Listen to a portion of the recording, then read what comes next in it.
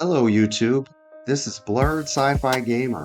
Welcome to Blurred Pokemon Plays, an archive of all of my Pokemon ROM hack development. So please sit back, relax, and enjoy. Welcome back. In this video we are taking on Lance, the champion of the Elite Four, for a rematch battle.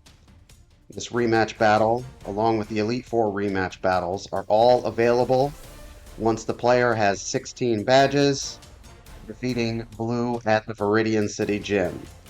There is no side quest or no additional step necessary.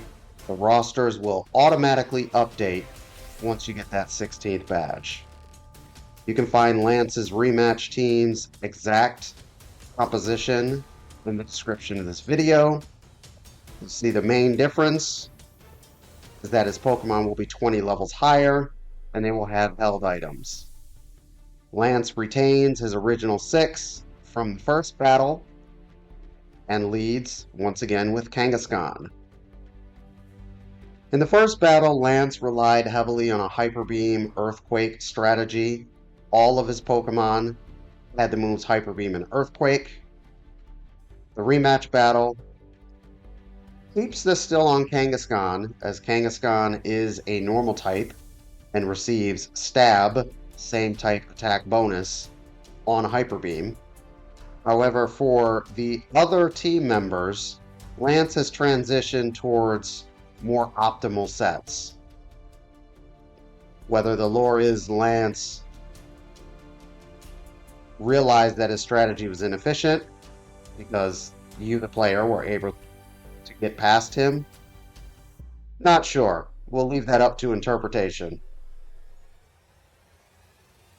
Here, I just wanted to go with more optimal sets to really give Lance a more teeth and be a final challenge for the player. Gyarados has a neat set here. It's going with Razor Wind, which is the equivalent of Hurricane. However, because there is no physical special split, it retains physical typing, being a flying type, along with Earthquake, Surf, and Fire Blast. This is to hit as many targets as possible for strong damage. Lance's Tyranitar is also not packing Hyper Beam and Earthquake. Instead, it's running Ice Beam, Thunderbolt, Rock Slide, and Pursuit. Rock Slide gives Tyranitar good stab, and Pursuit makes it so that if you use Alakazam and Gengar to get by Lance's Pokemon, he is going to trap you and remove you. I suggest if you have a Psychic-type Pokemon, you may want to consider using Dynamic Punch. Otherwise, it's going to get trapped.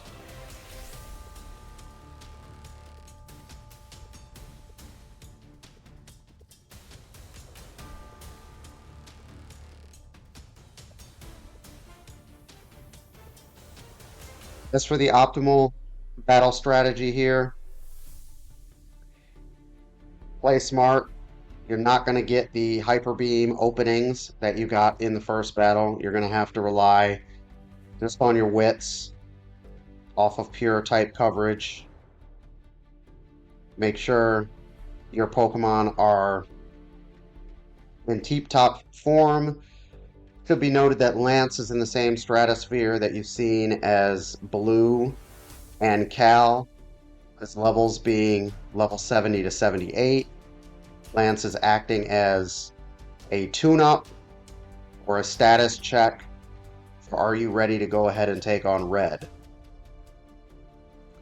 Another great thing about the 70 to 78 levels is that the original Elite Four, Lance's Pokemon, were stuck in the mid-40s to he had one level 50 Dragonite, all of which, his 3 Dragonite, were illegal. But the good thing about these levels is you're going to get a lot more experience when you fight this version of the Elite Four and Lance. It's going to be easier for you to level your Pokemon up for the Red fight, and if you want to take on the level 100 Battle Tower. Or the Battle Tower just level 70 to 100, high level Battle Towers.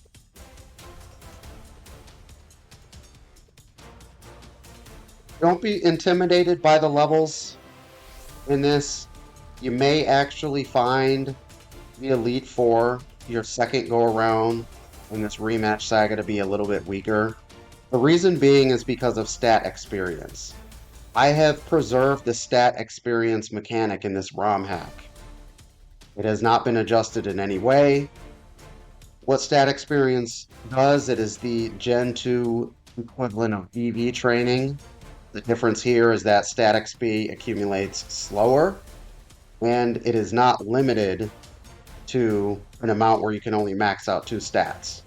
You can actually max out all of the Pokemon's states. It just takes a lot longer to happen. Later in the game, think you've gone through all of the Kanto region, you fought all the Kanto gym leaders, you've presumably fought some or most or all of the rematch battle gym leaders. Your Pokemon have accumulated a lot of stat experience to this point.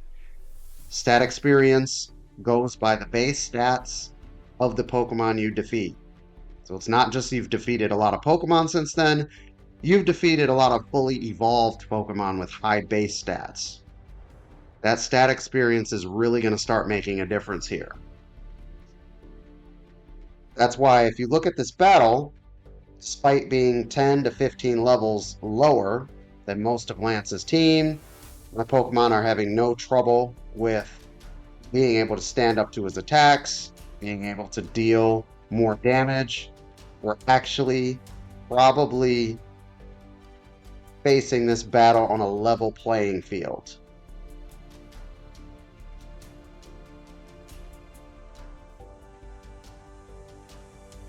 Another hidden advantage here about Lance's team, not relying so heavily on the Hyper Beam Earthquake, is it makes for more of an honest battle.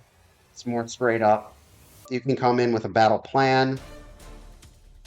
In this background battle, I had a very clear plan going into this battle, and that was to set up Suicune versus Aerodactyl and try to sweep with extreme speed. The RNG had other plans. However, it required a roadmap, and I was able to go in and have that roadmap because I'm not dealing with the high variance of Hyper Beam. And that roadmap was to get Tyranitar out of the way early, as Tyranitar has Thunderbolt, Revenge KO Suicune. And once that happened, I was able to execute my battle strategy. Once again, you'll find those movesets in the description of this video, as well as the link to the first Lance battle. Good luck.